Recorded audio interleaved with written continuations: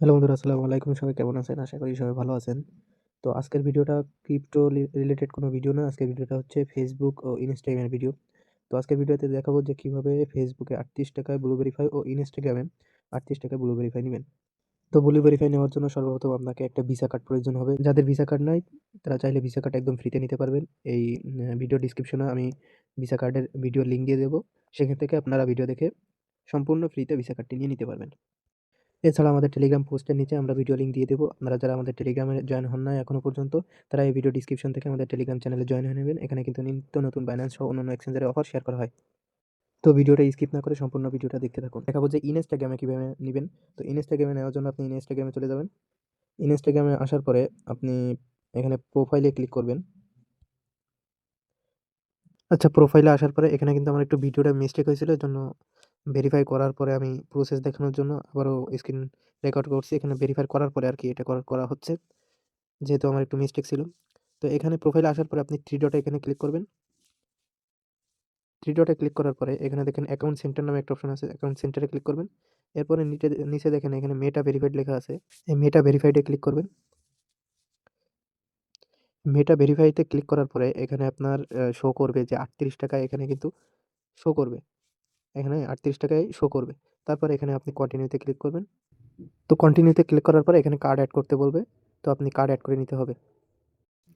তো add credit and debit কার্ডে click করার পরে এখানে দেখেন card number, MMI, security code এগুলো কিন্তু চাচ্ছে। তো এগুলো নেওয়ার জন্য সরাসরি আমি কার্ডে ঢুকে যাব।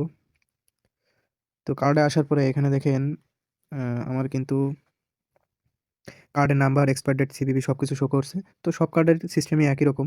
তো আমি এটা কপি করে নেব।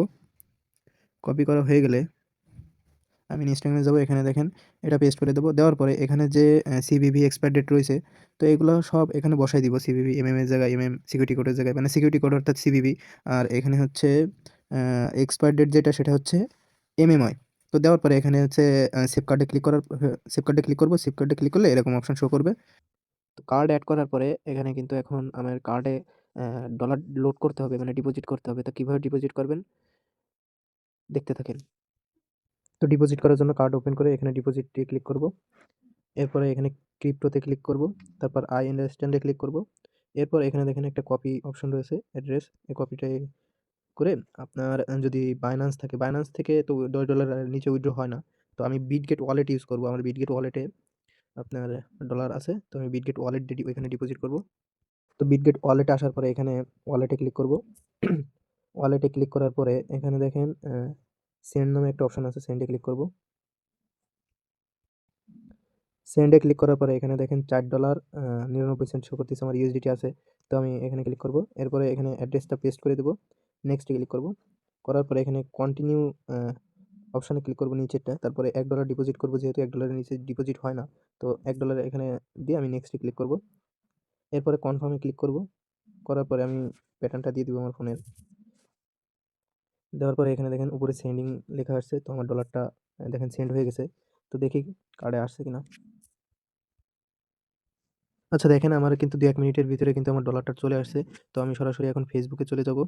সরি, ইনস্টাগ্রামে চলে যাব, যেহেতু আমার ইনস্টাগ্রাম ভেরিফাই করতে হবে। তো ইনস্টাগ্রামে আসার পরে এখানে সাবস্ক্রাইব এ ক্লিক করব।